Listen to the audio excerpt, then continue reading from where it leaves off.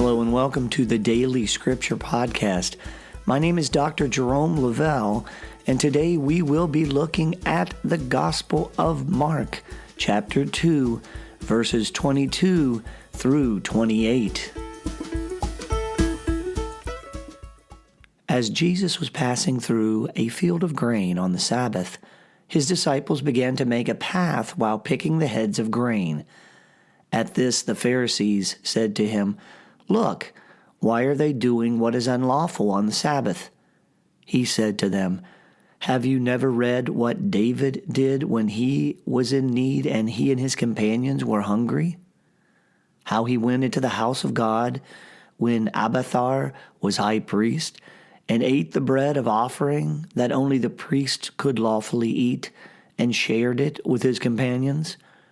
Then he said to them, "The Sabbath was made for man, not man for the Sabbath.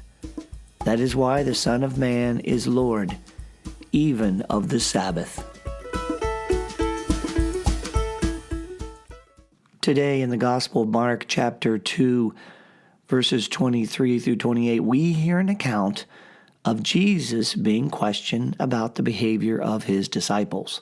They were picking the heads of wheat as they walked through a field on the Sabbath, something not allowed in the Jewish law, according to the Pharisees. Well, because they were picking the heads of wheat, the legalistic Pharisees interpreted the action of the disciples as a form of work, which was not allowed on the Sabbath. They argued that the action of Jesus' men of picking those heads of grain while they walked was really harvesting or reaping, and this activity is one of the 39 forms of work explicitly forbidden by the law. Jesus' response to this interpretation was to remind them of the action of King David and his men when Abiathar was high priest. And in their hunger, King David and his men ate the bread reserved by the law for priests alone. Their objection gave Jesus a chance to effectively say that the law is important, but necessary or practical needs should not be subservient to the law. David and his men were hungry and needed to eat, and the bread was available. Likewise, his men were picking the heads of wheat as they walked to create a path through the field. It is as if Jesus is saying, don't miss the forest in your focus on the trees. What he did say was, the Sabbath was made for man, not man for the Sabbath. And this has me thinking about blind spots. In our modern Western world, with its focus on individual automobile ownership, most people associate the term blind spot with driving.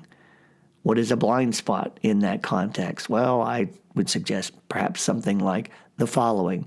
It is the location of one car relative to another in a driving situation, such that given the limits of line of sight, both directly and through one's mirrors, a driver does not perceive or recognize the presence of another car or cars in close proximity.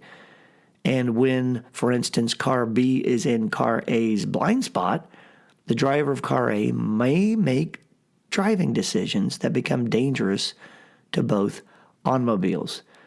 The punchline here is that the driver of car A is blind to the dangerous presence of car B, even though car B is very close to car A in space and time. Now, relating this then to the Pharisees, they have a huge blind spot in their legalistic focus on the law. Their blind spot is that thinking they are good and pious and upholding the will of God and being pleasing to God. They have put a straitjacket on themselves. They don't see car B. In their rigorous insistence on the law, they miss or they are blind to the humanity that God has created. Their focus is on the trees of the law, and they are blind to God's created humanity in the forest. Their blind spot is in thinking their way is righteous and the only way. Blind spots held back the Pharisees, and blind spots can hold us back as well. And yet the toughest thing about blind spots for us as humans is that because they are blind spots, we don't always realize that they're there. The only way they can be uncovered is perhaps through some experience, personal reflection, or through others. They let us know about our blind spots. Because blind spots hold us back, they are worthy of finding and adjusting as necessary. And yes, we have all kinds of blind spots in our lives, such as personality blind spots, career and job blind spots, spiritual blind spots, health and wellness blind spots, relationship blind spots, leadership blind spots, and for some, perhaps me, even fashion blind spots. But my reflection today is that through a focus on Christ, His love, His mission, what He taught us, and His care in our lives today, that our blind spots will become a little more clearer.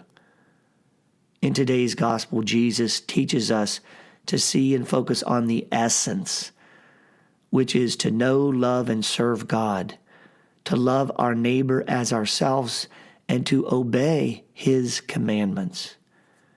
Today, I pray that God, please help me and help us all, dear Lord, to live in the essence of your created world and to overcome our blind spots. Thank you for joining the Daily Scripture Podcast. My name is Dr. Jerome Lavelle, and remember, our thought and word of the day is blind spots. Well, until next time, be well and be blessed.